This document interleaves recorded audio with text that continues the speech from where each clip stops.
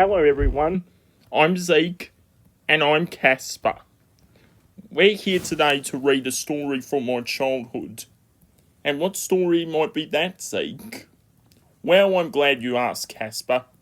My favourite story growing up was the story of the little mole who was none of his business. But I'm not going to be reading this by myself and Casper. I'm also going to be reading with a very special guest, the little mole himself. Little mole, the audience is right over there, buddy. Hello everyone, I'm the little mole. I'm very glad to be here today. So, Zeke, when are we going to be reading my story? Just now, little mole.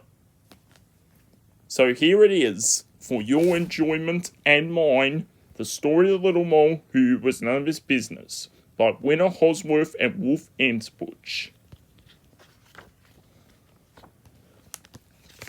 One day, the little mole poked his head out from underground to see whether the sun had already risen. Then it happened. It looked a little like a sausage, and the worst thing, that it landed right on his head.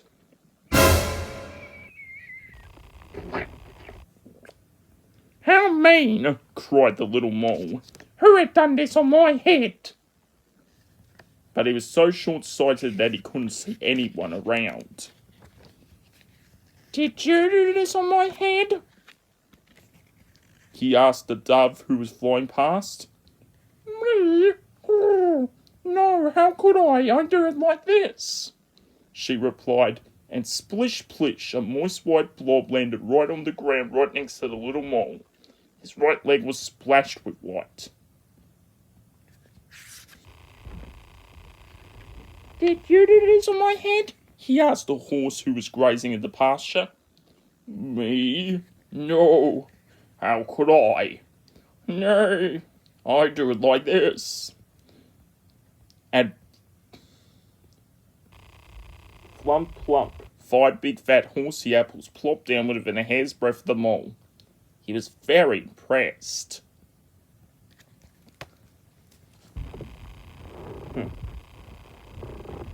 Did you do this on my head? He asked the hare.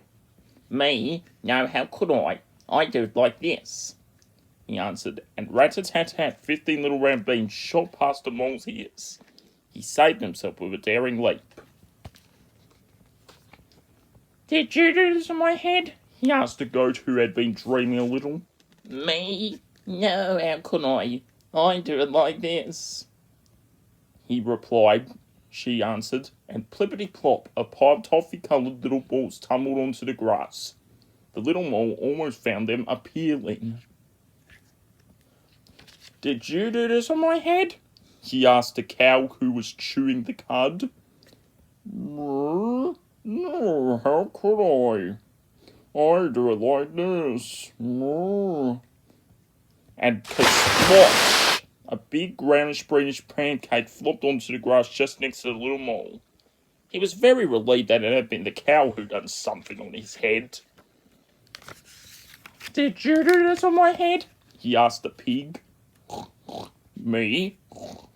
No, how could I? I do it like this, replied the pig, and plop splat, a little soft round pile fell into the grass.